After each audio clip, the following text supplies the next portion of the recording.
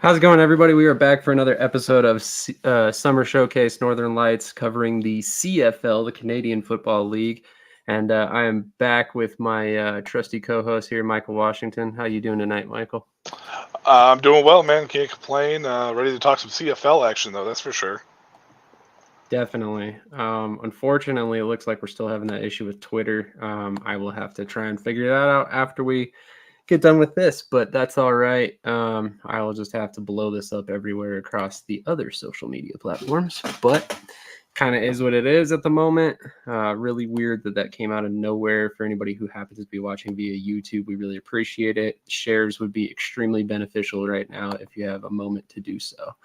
Um, Definitely not expecting the Twitter situation. But anyway, we have a great week of CFL action to discuss from last week and a lot of big news. And I don't know about you, but I think the biggest news and probably the greatest or the best part to start at tonight would be the Chris Jones news. What do you think about that? Yeah, I'm excited. You already knew I'm excited because this is something I've been calling for the last 2 years or year and a half, roughly, with Edmonton. Like, look, I understand why they held off on it. A lot of it has to deal with the private sale and they want to make sure that the ownership group isn't going to be coming into a nightmare of a situation. But I think that this may have been a call, kind of like behind the scenes, maybe for the new ownership group.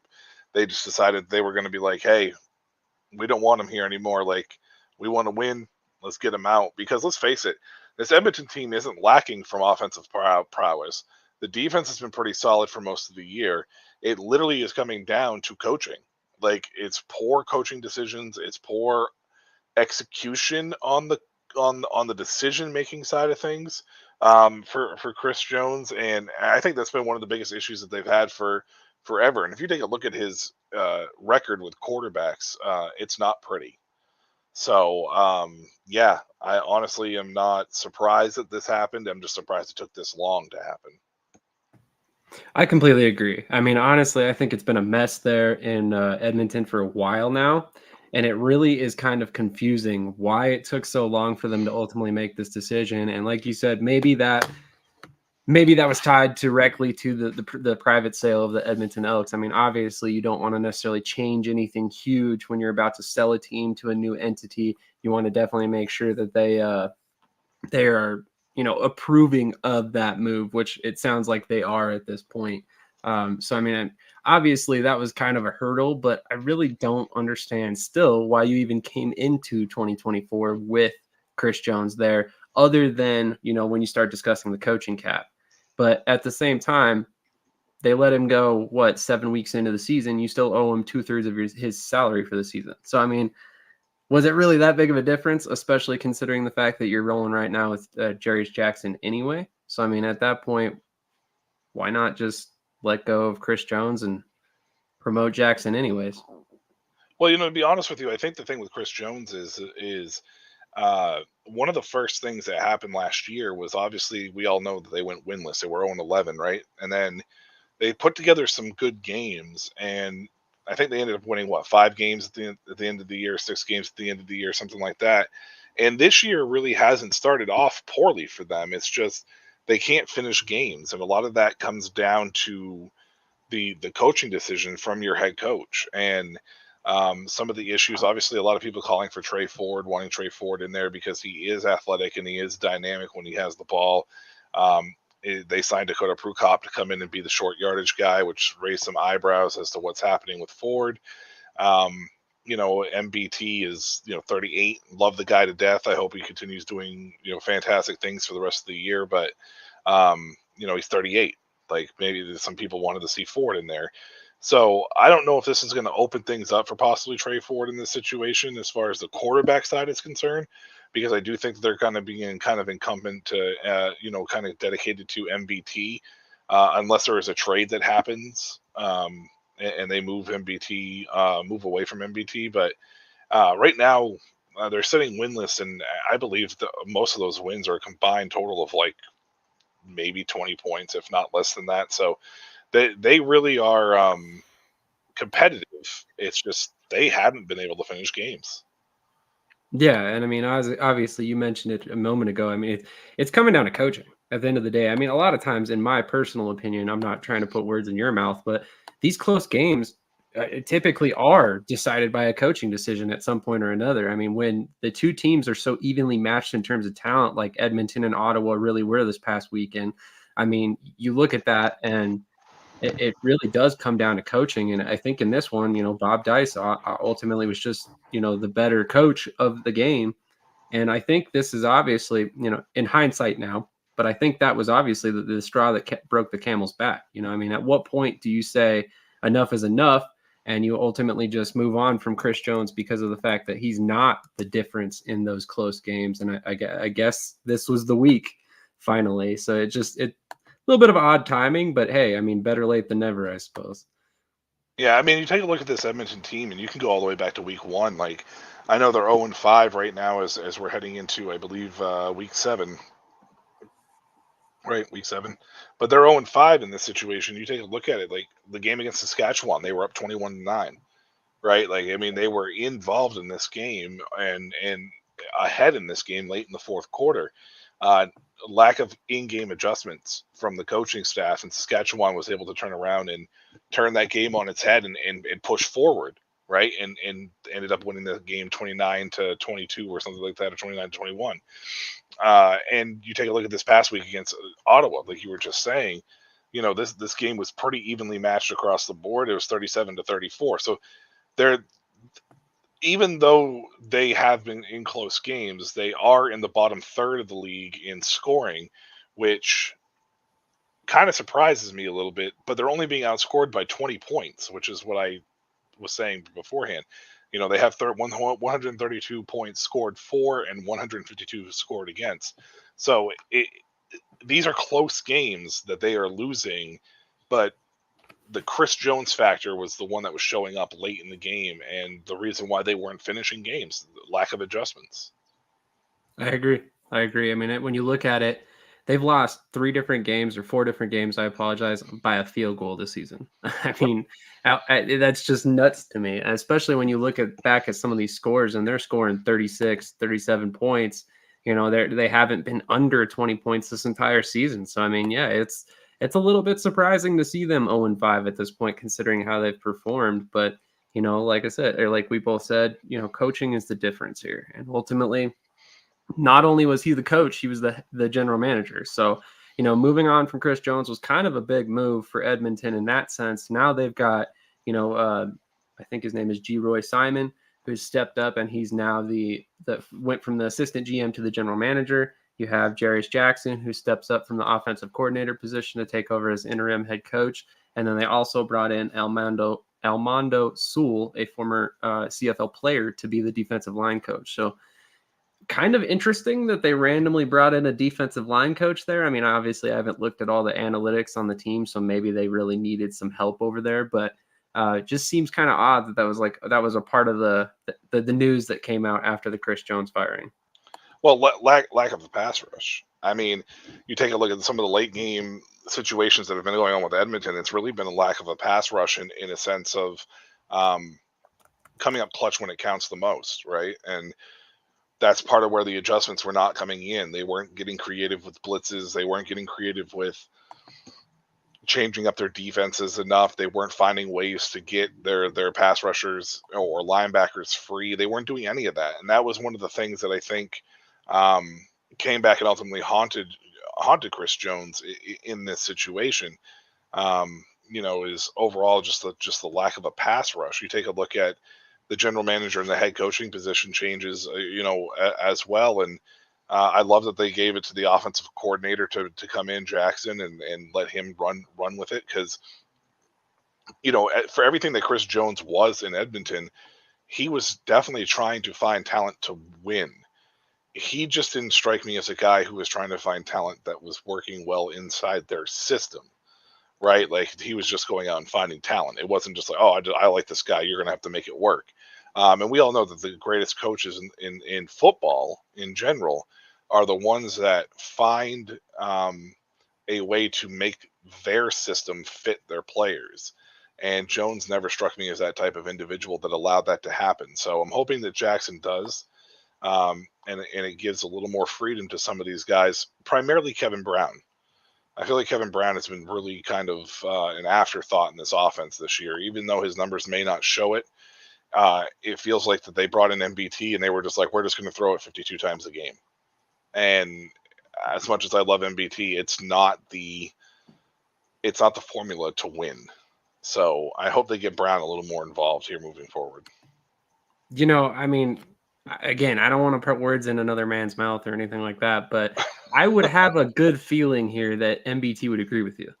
He needs that run game. He wants that run game. He wants to work with the play action game to kind of open up some things in the passing game, of course. So, yeah, I would think, and again, I have not talked to him about this subject, so don't take what I'm saying as his words or anything, but I would assume that he would be a fan of getting the run game going forward, just based on what he's faced all season long. Plus, I'm sure he wants to win. The guy's as competitive as it gets. That's the only reason he's still playing football late into his 30s as he is, and doing everything he can to still try and garner some NFL attraction there. So, I mean, he obviously he believes in himself. He believes in the team. He signed with Edmonton for a reason. So, I mean, I would like to see them find some success for his sake because, from our brief experience or our brief discussion, I think he's a good guy and I think he kind of deserves what's coming to him. So hopefully they get this turned around with the new coaching staff and a new GM in place. But I think that it's a little too far gone this season. But if there's some promising games moving forward, maybe we see Jackson stick into 2025. I mean, as hard as an 0-5 start is, when it's only 9 teams and 6 of them make the playoffs, I mean, it's not outside the realm of possibility that they could still sneak into the playoffs by any means. I mean, they have 2 teams in the opposite conference. This is the only problem is they're in the one conference that they're the lowest scoring team. There's 2 teams that are lower scoring in the other conference, and that's a problem. Like they're going to have to find a way to level that out so they can end up scoring points and not giving up so many on the flip side of things, with the conference that they're in. With that being said, 0-5 in a 9-team league when you have, I think it's 18 weeks is not entirely impossible for them to come back from on this. It just they need to start stringing some wins together, and a big step in that right direction would be beating Ottawa this weekend, and a back-to-back home and home series, which is always interesting, I find, in the CFL. So we'll see what happens. It's hard to beat a team, 3 or 4 times, and a lot of these games you end up playing these teams 3 to 4 times. So Absolutely. And actually, you made a good point. With there being 6 teams that are admitted into the playoffs, their path to that third seed in the West is really not that out of reach currently. I mean, you look at the Calgary Stampeders, they're only 2-3. Winnipeg's 2-4 right now. So I mean, realistically, if Winnipeg and Calgary started to lose a little bit and Edmonton started to win, this could flip real quick. I mean, it really wouldn't take much. I mean, so that's definitely something that to watch for.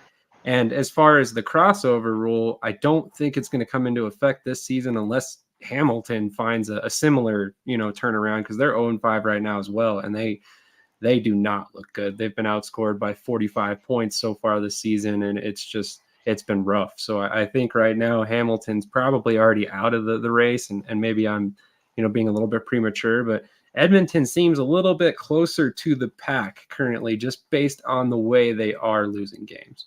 I mean, like we talked about, 20 points in 5 games, that's not a dramatic gap there to overcome, and we'll have to see if they take a step back, but it's going to be interesting going forward. I personally would love to see Jackson find some success. well, I mean, it's only 4 points a game, right? You're only losing by 4 points a game over the 5-game stretch there, 20-point average. You take a look at Hamilton, in comparison, where Hamilton just doesn't look good. They just really, I mean, Bo Levi Mitchell looked great in the early parts of the season, and it looked like that, hey, this is the Bo Levi that everybody loved in Calgary, but I don't know if it's injuries or age or both kind of catching up to him now, and Hamilton, it's not a it's not a competitive loss, like for the most part for them, which it's been competitive for Edmonton. So yeah, they have an opportunity. They have a chance to slide in there. It's just going to be a matter of whether or not they can string together some wins and make the best of what they have with MBT for the rest of the year. Absolutely. And they definitely got, I mean, obviously not a huge handout, but with Saskatchewan finally losing a game, suffering some injuries, there might be a little bit of a fall off there as well. So that West might be wide open here going forward outside of the top seed. So it'll be interesting to kind of see how everything progresses, of course. But, moving on to reviewing last week's games, we're going to go ahead and start with Toronto at Montreal, which I have a feeling a lot of people are going to be interested to hear our thoughts on. Obviously, I don't remember which side you predicted, but I thought Montreal was going to win this game. Yeah, I picked Montreal too.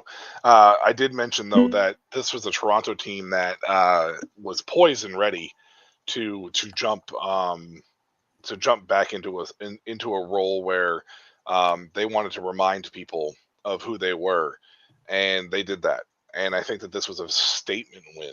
This wasn't one of those things where it was like a squeak by win. I think they won 37-21, I think, or something like that. So it was a statement win for Toronto. And what was even more impressive is Cameron Dukes.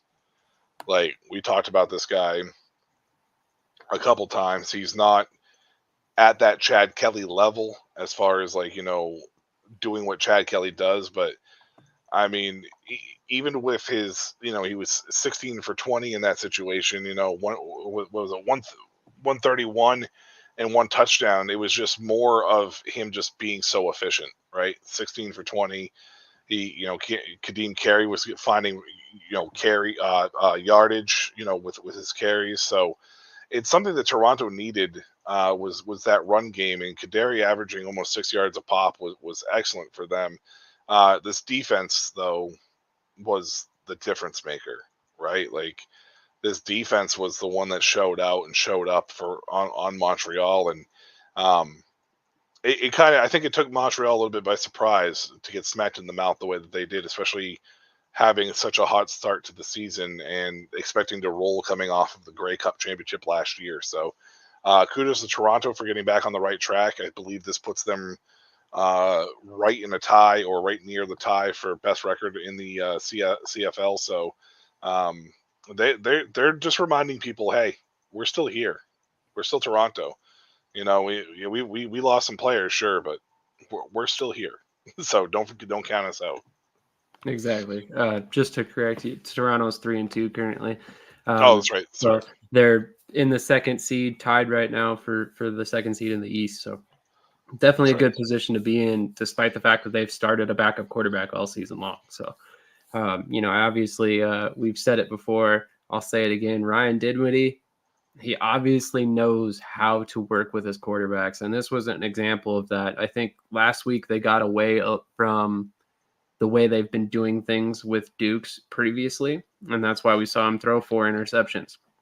You come back to that don't ask him to beat the world game plan, and all of a sudden he's extremely efficient. He's taking what the defense gives him, he's letting his playmakers make the plays, and it turns into a 37-point output and a victory over one of the best teams in the league currently that was previously undefeated. So, I mean, honestly, that's a huge step by Toronto, but I know what the critics out there are going to say, and obviously I pulled it up here on the screen. Well, Cody Fajardo got hurt, so I mean that's why Toronto won this game. But I have a really hard time believing that's the case. Yes, Caleb Evans did throw 2 interceptions, but you might notice they lost by 3 scores. So I really don't necessarily know that you can blame all of this on Caleb Evans. Did he play great? Absolutely not. But he did throw 2 touchdown passes too. So it's not like he was incredibly unproductive or, inefficient.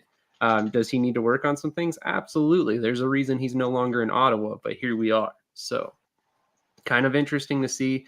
But at the same time, I think Montreal can weather the storm if Cody Fajardo is hurt for the long run. So, I mean, it won't be pretty, but I think there's a path to victory with Evans there. What's more concerning to me, specifically with Montreal, we saw it a little bit last week with Calgary, and I think we both talked about this last week. Tommy Stevens was on a roll, and then he just wasn't used in the fourth quarter when it mattered the most, and they needed to eat up that clock, and all of a sudden Montreal comes back and wins. So, I mean, Tommy Stevens and Calgary gave Toronto the blueprint on how to beat Montreal, and they took that and perfected it, essentially, is what this was. Because Cameron Dukes ran the ball quite a bit in this game. I think it was 9 carries for 56 yards, if I'm not mistaken. 46 yards, sorry. So, I mean, he had plenty of run, and had kept the defense on their toes. And I think that might be the secret to kind of beating Montreal. But the big part that I want to throw out there about Montreal as well is they're not the juggernaut that they may look like when you look strictly at the record. And the reason is they play great complementary football, which is why their team has been buoyed at multiple times when Cody Fajardo is not, lighting the world on fire, which he often does not, by the way. If you look back at his stats from last year during a Grey Cup run, they really weren't that great. It's not like he was a league leading passer or anything like that. And he had quite a few interceptions on top of it. So it's kind of odd. But at the end of the day, Montreal did just enough on special teams, defense, and in the run game to support him. And now we're seeing that again this year. It's a great formula for winning, and you can realistically plug almost every quarterback in. But I think the thing is, they were playing very mistake-free football before this. And to this past game, they did not do that. Well, I think one of the things that you want to take a look at when you're talking about Montreal is the same thing that I say with Vienna Vikings over in the ELF is they're the most balanced team, right? They don't do anything super flashy. They just do everything really well, right? That's what led them to the Grey Cup championship last year.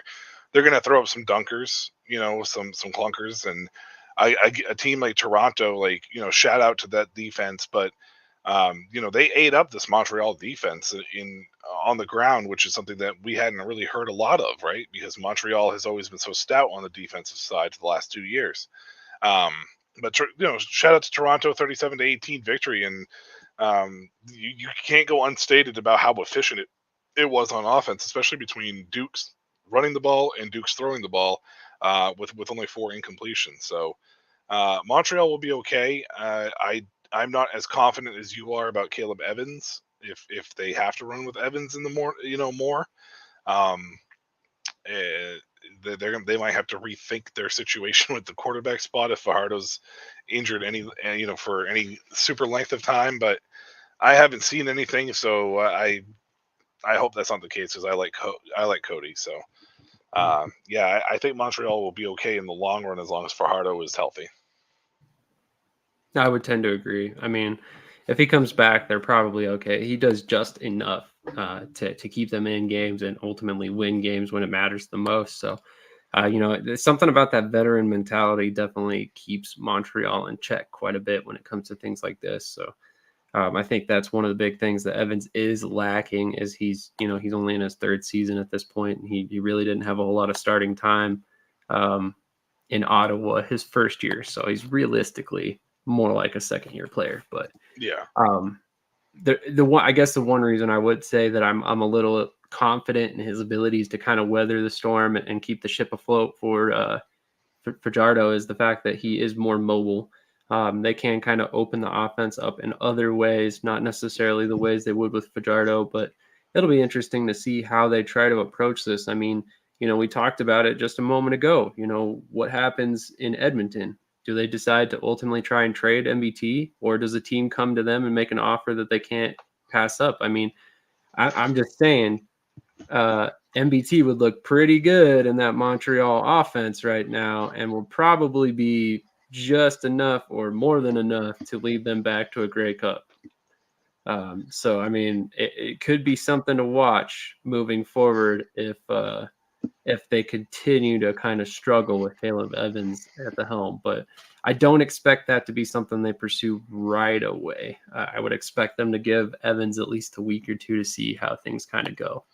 I think you have to. I mean, I think it's only fair. You gave him the backup job, so You got to let him run with it and see, you know, what's the what do you have with him, and if it doesn't work out, then you make the case if Fajardo is injured for any other length of time. Agreed. Agreed. I mean, it'll be interesting to see exactly how they do it. But I mean, if you look at the trade market, MBT would probably be MBT or Trey Ford. One of the two would be the top target, I imagine. So I guess maybe Dustin Crum, but I don't really think he athletically does the same things that Ford can do, and I don't know that his arm is really enough for teams to want to bring him in as a starter over Caleb Evans. I mean, I guess it would just depend on the evaluator of it, the position, right? Like, True. what are you looking for? What fits your offense the best? How do you figure that play style is going to structure into what you have going on the offensive scheme and the side of the ball? So it'll be interesting to see what happens. I'm not that confident in Caleb Evans. So, but I've been proven wrong before. I can be proven wrong again. Fair enough, for sure.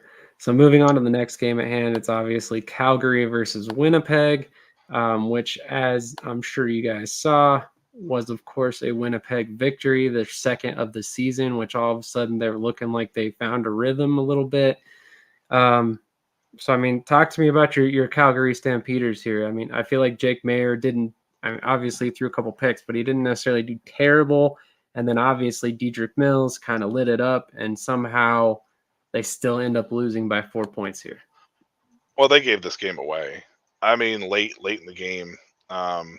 It looks like, the score 14-11-7, in the second half, they did what they did, um, to be outscored there in the second half overall, but they gave this game away. That last interception by Mayer was pretty awful. And he just missed his throw, and it ended up into the hands of the defender that settled the game. But this defense really struggled stopping this Winnipeg offense when it mattered the most. A lot of second down um, plays resulted in first downs, and then on top of that as well, you factor in that they shot themselves in the foot with penalties. Crucial penalties. And it's too bad because they played well. They couldn't stop Ontario Wilson, but other than that, they played pretty well as far as overall with what was happening in this game. And this game ended up just basically being your classic old shootout. Not a ton of defense, but the defense that did happen was more on the offense than it was really on the defense side of things. So Calgary just gave this game away. I think it might be still the young players because they are still one of the youngest teams in the league. And Jake Maier, for as good as he's played so far this season, he is still finding his footing when it comes to being a true starter in this league. And it's a much improved Jake Maier. So when this game is revisited here in a couple weeks, I don't expect it to be like this at all.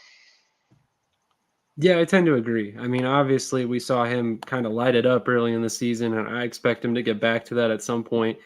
I think he was really inconsistent last season, but again, I think that was his first season as a primary starter. So, I mean, when you look at it from that perspective, it's definitely going to take a little bit of time for him to kind of grow into that role. But at the same time, when you look at what Jake Maier is able to do, is there anyone better available? I mean, can you really upgrade, or do you just continue to roll with them? And my answer, as you shake your head, is the exact same answer. I mean, no, there isn't. So, I mean, he's got upside. You might as well kind of just see where this thing goes, because honestly, you're not going to plug in Tommy Stevens. I mean, No. he's a runner. He's not a passer. So, it's definitely a situation where I think Calgary is not necessarily stuck, because that makes it sound like a bad thing, but I feel like they're going to give Maier a long leash because they don't really necessarily have a choice. Now, could this be another place where we see a trade? Sure. I just don't necessarily think Calgary is far enough out of it to see themselves as needing to go out and get an MVP or somebody like that. Yeah, I just think that when you roll into the season and you don't really do anything to address the quarterback position, you're going to roll out Jake Mayer for the year. I mean, that's just the way it's going to be. And Mayer hasn't played poorly. I mean, don't get me wrong. It might be 2-3 or 3-2 or whatever on the year, but he hasn't played poorly enough to be like we need to go address the quarterback situation for sure. It's more this secondary, and they have defensive line issues as well because they have trouble stopping the run, which eats up the play action, which I think Ontario Wilson and his 201-yard game, I think a good chunk of that came off of play action to Brady Oliveira, who averaged 7.3 yards a run. So you can clearly see that a lot of it's the run game. And if Calgary's defense can shore that up and be a little tougher there in the middle, then, there's a couple of games here, that could be different. So. Agreed.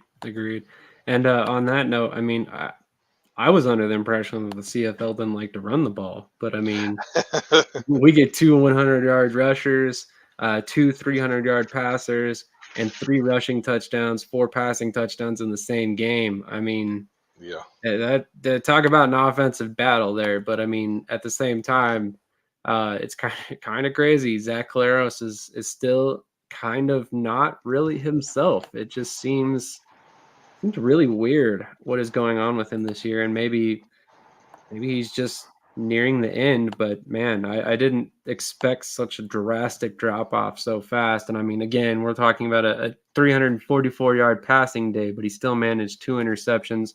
He's been throwing more interceptions than touchdowns all season long, and it didn't really get better in this game. So I mean, at what point do we see the old Collaros? Do we see the old Collaros at any point this season?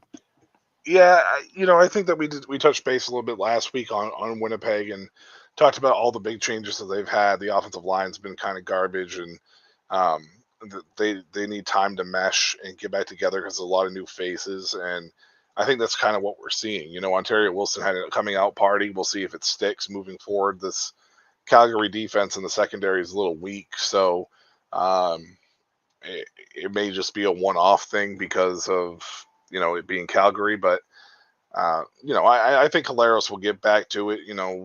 Much improved over the last few weeks. Only 9 incompletions in this one, but the 2 interceptions is a problem, just primarily because while it didn't hurt them in this game, it did allow Calgary to get back into the game at the end of the first half. If you move that first half into the second half, now you're losing the game, right? That 1 interception was pretty bad, and Calgary capitalized on it to tie the game up at halftime. But Collaros has definitely got to figure out the mistakes and try to figure out why, and maybe he's just trying to do too much.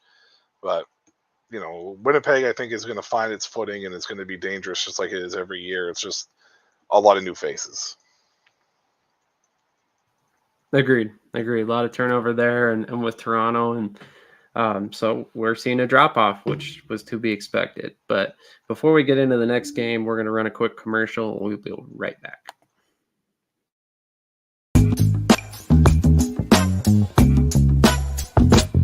I'm just being myself, cool as can be. When I'm being myself, you wish you were me. It's so easy.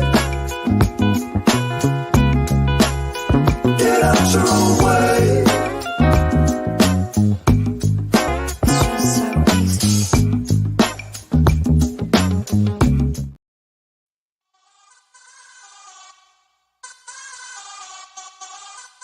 This is Current. It's the card my parents used to pay me for mowing the lawn, running errands, and doing well in school. This is the card I used when we got the idea to make our own clothes. And we spread the word, drove downtown, and sold everything we made. This is the card I use to do the things that really matter. This is Current. Visit current.com and download the app for free today.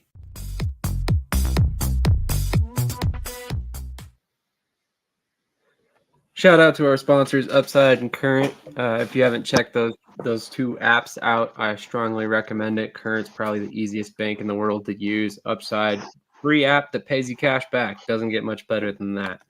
But moving on to the BC Lions versus the Saskatchewan Roughriders. I don't know why I was blanking that for a minute there, but this did not end up the game I was expecting personally. Just because I was expecting, Patterson to kind of find a rhythm in this one, given it being his second start. But what were your thoughts on this game? It went about the way I expected it to.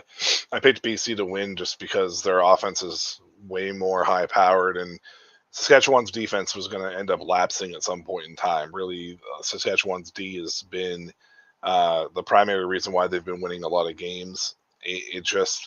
I think that what shocked me the most about this game was Saskatchewan's defense wasn't able to slow the BC Lions offense down enough to make a difference late in this game because they were one-dimensional, right? Oh, you have it up right now. Yeah, see, you're talking 16 carries the whole game.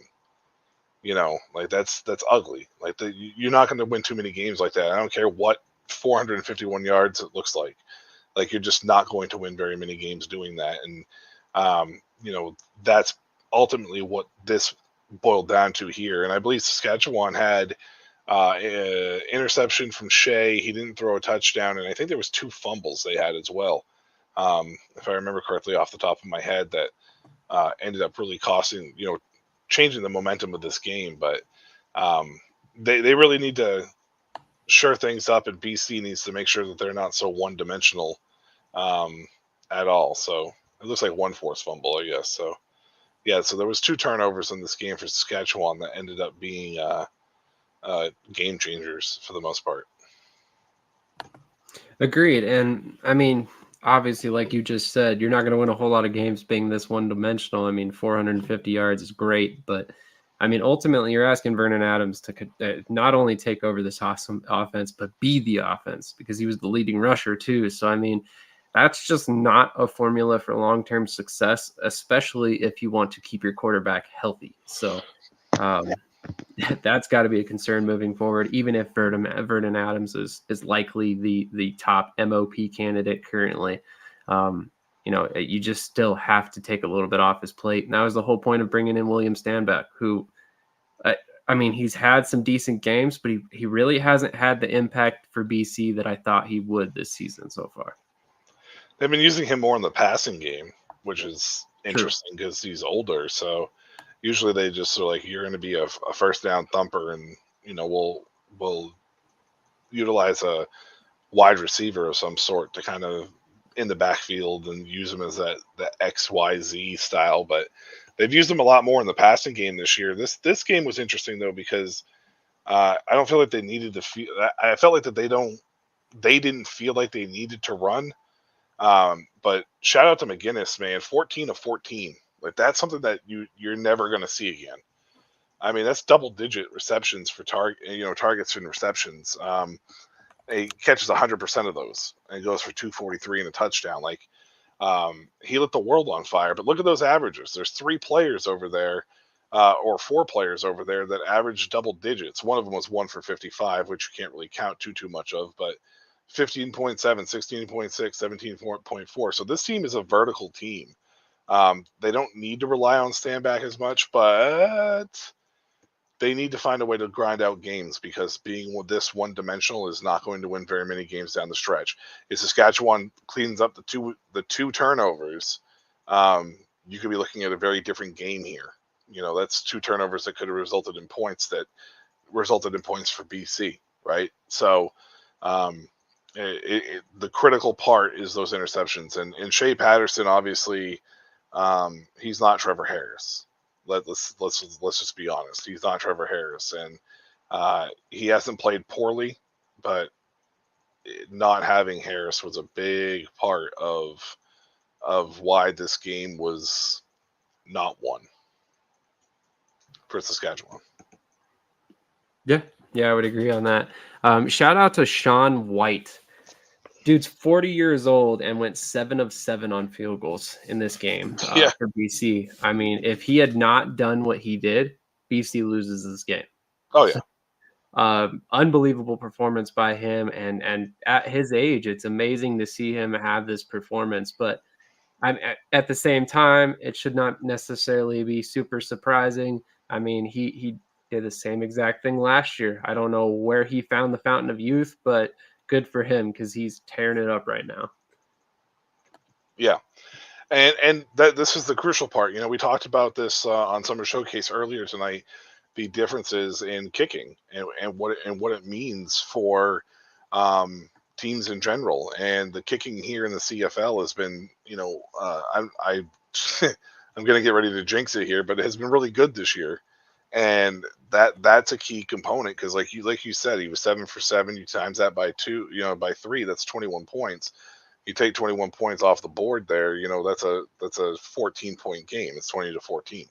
So that's a huge swing in momentum in the way that BC runs this league. But that's a shout out to Saskatchewan shutting down that defense when it matters the most, or that offense when it mattered the most. It was just once you get into that field goal range, it's hard to stop BC from scoring.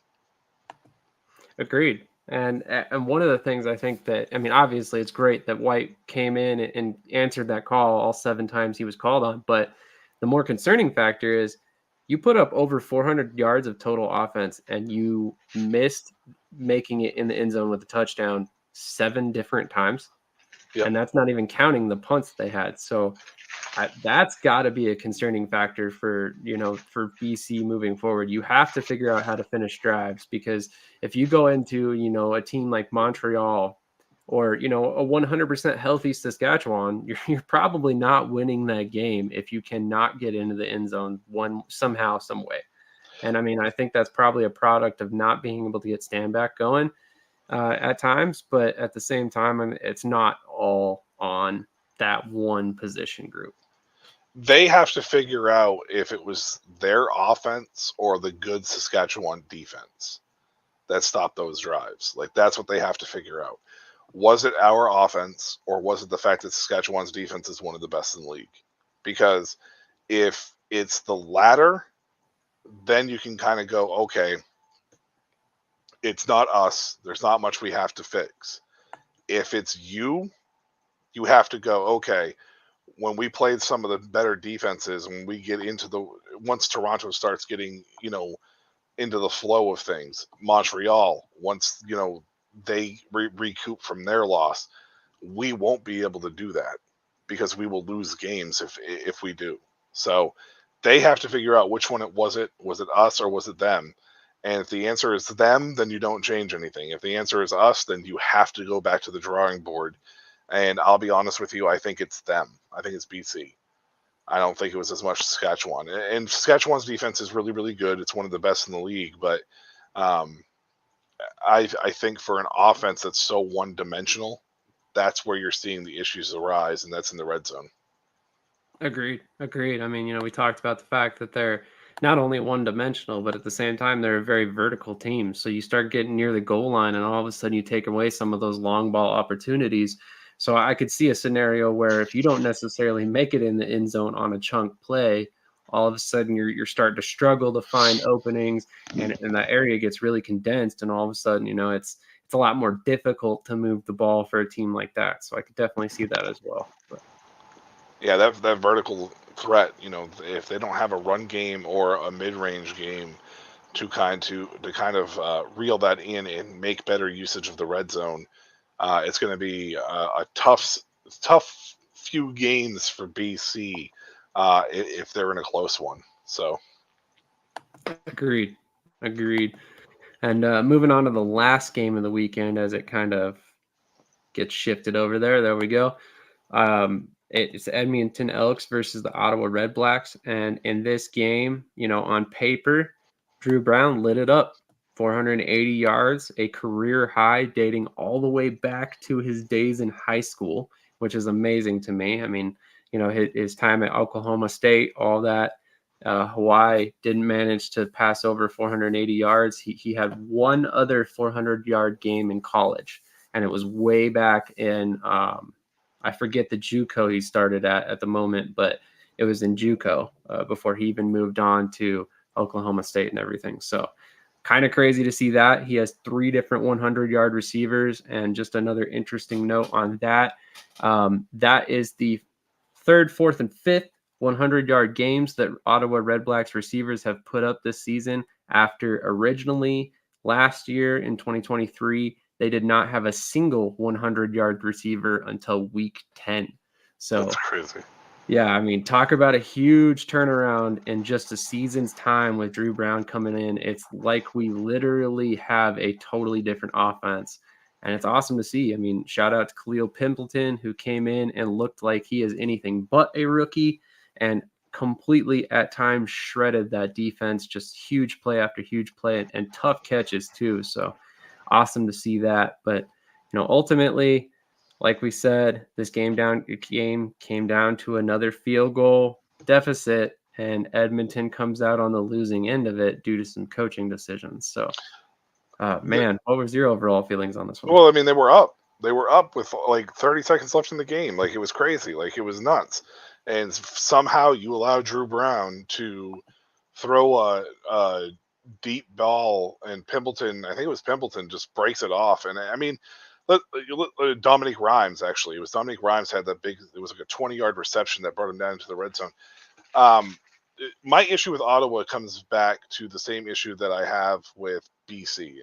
There's no run identity, right? Like, 38 passes for 480 yards looks great, but then you look at Reichwell, 14 for 40. So they got to get this offensive line on the run game figured out. But Khalil Pimpleton, man, he's the real deal, and they're going to need to get him involved in this offense for sure. And they're going to need to find ways to keep him involved, because he is a difference maker. He's a playmaker. And Justin Hardy is having a sensational year.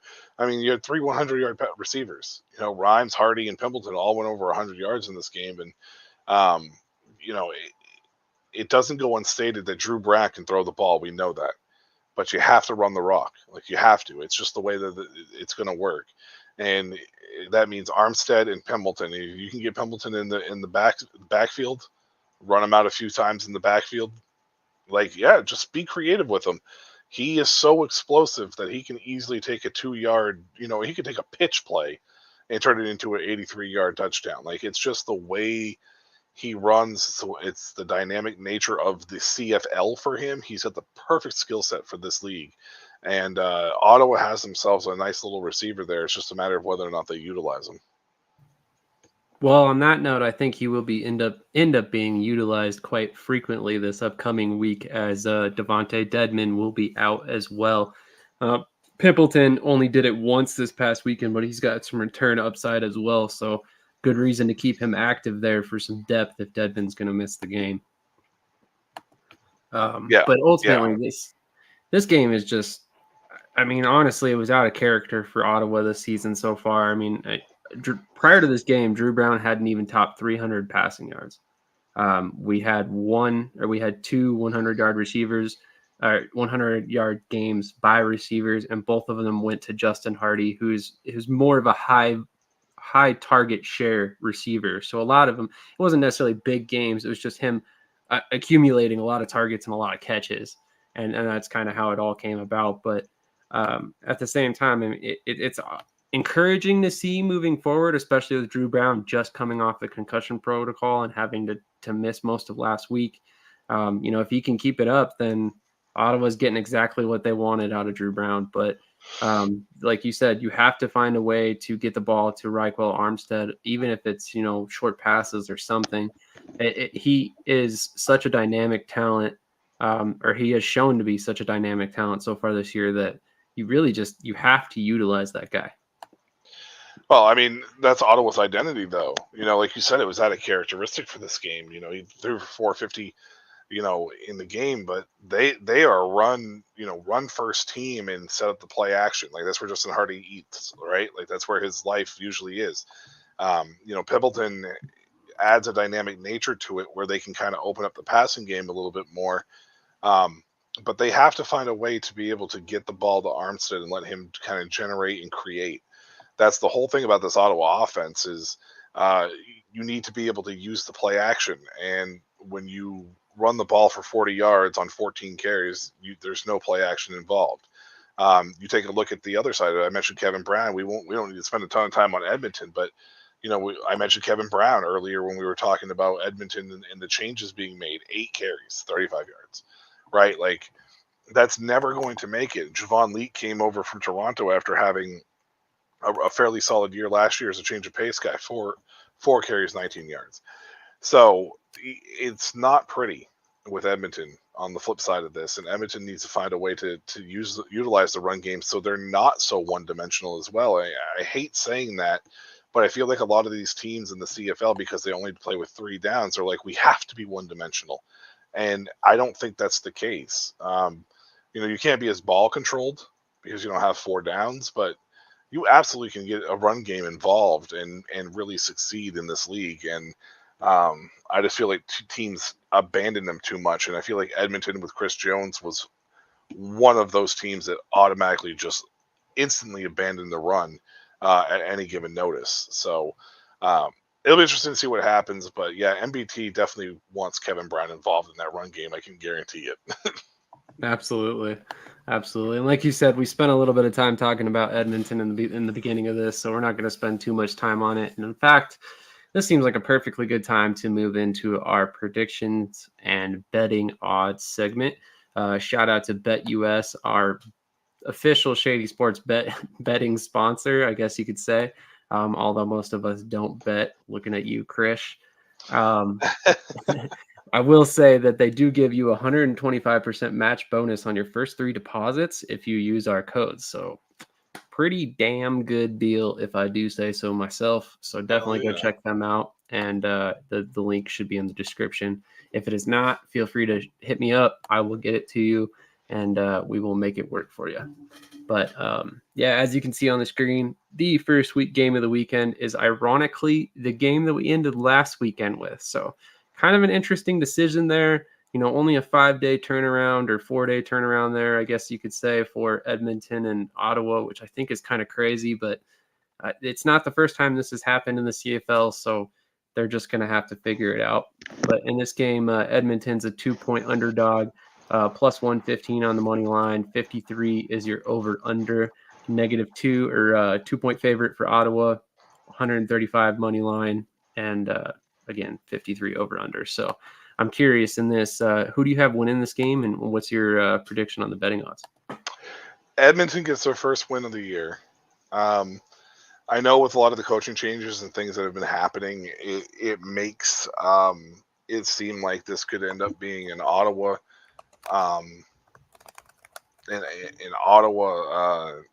victory. Edmonton, I think, wins this game outright. I don't think the spread even comes in. I think it's just going to be a straight-up victory, and I'm taking the over in this game as well. I think it's going to be another high-scoring one with Ottawa. MBT is a competitor. I think they find a way to get Kevin Brown involved, and Edmonton wins this game, I'm going to say 34-30 over Ottawa. All right. Interesting. I was not expecting you to pick Edmonton, but I am going to go Ottawa. With Ottawa at home, it just makes sense to me, especially considering they just beat Edmonton on the road. I also think that there is a little bit of concern here for me. I would have felt a little bit better about this game if they had not made all the changes that they just made, because it wouldn't be the first time you see, a team get a good spark out of a coaching change mid-season. So, I could definitely see Jarius Jackson coming in, changing up a few things, and we don't have a whole lot of film on him being the head coach. So with that in mind, I mean, you don't know how he's going to approach the game, which opens up some question marks there. But I ultimately think Ottawa gets the win. And actually, your score is fairly close to the one I was thinking, but I've got a 35-33 Ottawa. I still expect it to be a close game. It's just somehow, some way, Ottawa's going to find a way to win, and Edmonton's going to be in it till the very last minute, but ultimately fall on, a late score or last second possession or something of the sort. It's not the same Edmonton team, I'm telling you. Oh, I don't think it is, to be honest. I like I said, I mean, I am concerned about this game, honestly. At first, when before the Chris Jones name came out, I immediately was like, "Oh, this is a win." In fact, I wrote up my prediction article or part of it, and I had already predicted a blowout victory in this one. But like I said, Jarius Jackson comes in. You just don't know. There's a lot of question marks there. Yeah. But moving on to the second game of the weekend, which is obviously the Winnipeg Blue Bombers versus the Saskatchewan Roughriders, which kind of a weird week where everything's flip-flopping and they're playing the same exact team. But here we are. Winnipeg is a 4-point favorite. Saskatchewan is a 4-point underdog, even though they're at home. 49.5 over under, negative 200 for Winnipeg, and plus 170 for Saskatchewan. So, what is your prediction on this one, sir? Well, these two teams didn't play each other last week. Saskatchewan played BC last week. My fault. You're right. Because Winnipeg played Calgary, and I'm surprised that they're favored here. You're right. Especially with Saskatchewan at home. I'm taking Saskatchewan. I mean, I don't know if I call that an upset. I mean, Bet USA will call it an upset, but I certainly don't think it's an upset. +4 is ridiculous, especially at home. Yeah. That's a 7-point swing in favor of Winnipeg, which just seems odd. And I'm taking the over in this game. I think Saskatchewan's defense is going to be enough to put them up and put some scores on the board, but 49 is kind of low overall. I think Saskatchewan wins this game 31-25. Like, I don't see how Winnipeg's favored. It baffles me. Yeah, I don't really understand that either. I mean, I know they just put up 40-some points last week, but that was against Calgary, not Saskatchewan. And honestly, you could say Saskatchewan has the best defense in the league right now. Arguably, you could, yeah, for sure. I mean, with that being said, I mean, I'm going to pick Saskatchewan as well. I mean, honestly, I'm surprised, like you said, about them being the underdog at home. I know Shea Patterson's probably still going to be starting in this game, but at the same time, I don't think he's played bad enough to the point where you drop them down that much. But I think it's also going to be a low-scoring affair. I do not think they hit the over, ironically, in this one. So I'm going to say, oh, man, 24-17. And I'm not super confident on that score, but I still think Saskatchewan wins. Pretty traditional score there. Yeah, which is very un-CFL-like. One rouge and it's all over. Well, then they can get a second rouge, though, and then a third. That's true, but it's going to take a lot. Moving on to the next game, we've got Toronto at Hamilton. Toronto is a 2-point favorite, 2.5-point favorite, sorry. Negative 155 money line, 53 over under. Hamilton, 2.5-point underdog, plus 135 money line. I'm going to go on a limb and say that this spread is not large enough. Yeah, no, it's not. And I don't know. I'm not taking Hamilton with the points at all. I think Toronto's going to win this game pretty handedly. This game might come in at the under, though, just because I don't see Toronto feeling like they're ever going to be in trouble. At 53, I figure this game will probably end like 27-13, Toronto. You're on mute. I mean, it's fairly fair. I mean, Hamilton has had struggles on offense all season long. Toronto's got a solid defense. I mean, yeah, I see Toronto winning in this one, and I definitely see them more than covering the spread. I'm shocked it's that low, even with Duke starting, especially after coming off a game where they scored 37 points. And I actually think they're going to hit 30 in this game as well. So I actually have them doing 30 points and having Hamilton score 18. Yeah, I mean, I don't see why this is such a close game in their mind. But at the same time, I will throw out there, I'm pretty sure this is the first or second year that BetUS is doing CFL, so they may not have the length of data to kind of factor out these spreads a little bit more. Yeah, and I also think that it's I also think that it's just one of those things where anything can happen in the CFL, right? Like Sure. the CFL is like we think we have an idea, and the next thing you know, it's 35-10 the other way. So You're not wrong, and that honestly, that's probably part of the reason why these spreads are so close, because we go to the last game of the weekend and it's only a 4.5 point favorite for BC. Again, after they just passed for over 450 yards of offense, and Vernon Adams, did well. So just kind of crazy, but negative 220 money line for them, 52.5 for the over under. Calgary plus 180, 4.5 point underdogs. Now, I'm curious. Obviously, you're a Stampeders fan, so what do you have in this one? this is tough, and I think it's tougher than people realize. This Stamps defensive secondary has been terrible, right? So BC is going to be playing the vertical game, like they've been doing all year long, and it feels like it's going to be one of those situations where Calgary will make an adjustment to find a way to try to get pressure on Vernon Adams. The question is can you do it? Oh man, Stampeders might be involved in this game early, but I don't see it holding. I'm taking BC in the over. 34-24.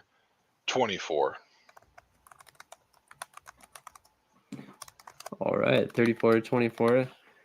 That's probably pretty damn close to what the score is going to be, honestly. A 10-point deficit sounds about right to me. I'm also going to take BC. I think Calgary is definitely a team on the up and up, but BC is probably one of the best teams in the league. And if they can find any sort of run game in this one, it's going to be really hard to stop them. So I definitely see a scenario where BC wins this game. And like I said, 10 points sounds about right. I've actually got it at 11, but that's nitpicking. I'm going to say 28-17 in this one. Another traditional score, which will probably be way off, but we'll see what happens. Yeah, for sure. But another traditional scores. Yeah. CFL is kind of it's tough to pick any sort of traditional score and think that it's actually going to happen. But here I am picking two of them anyway. I guess we'll just have to hope, or I'll have to hope. But any final thoughts or final words for our viewers for the night? No, I mean, just Dynasty Academy. If you want to listen to some people talk about Dynasty football, fantasy football, our show's tomorrow at 8:15 p.m. Eastern. We do have a show tomorrow. We haven't had one in the last couple weeks. Unless something comes up, we should be there. And then Summer Showcase Series is still trucking along. 3 shows throughout the week. Tuesday, 2 on Wednesday, including this one. Just be around for it and pay attention to what Sam's doing here at the network. And Sam, thank you for obviously giving us a platform by any means. And yeah, I told you, I'm thanking you every single freaking time, man. Like, you're just going to get it. And, make sure you hit that subscribe button. Make sure you hit that like button on YouTube and hit the little notification dingy. So that way you get all the videos that pop out. So that way you can see all the great content that we're pushing here at the network. And it's a wide variety of stuff for sure. So do it, damn it. Just do it. Yeah, absolutely. Just do it. Final thought. My final thought. I mean, obviously, thank you for that. I appreciate that you are so appreciative of what's going on here. But honestly, man, I can't tell all of you guys thank you enough.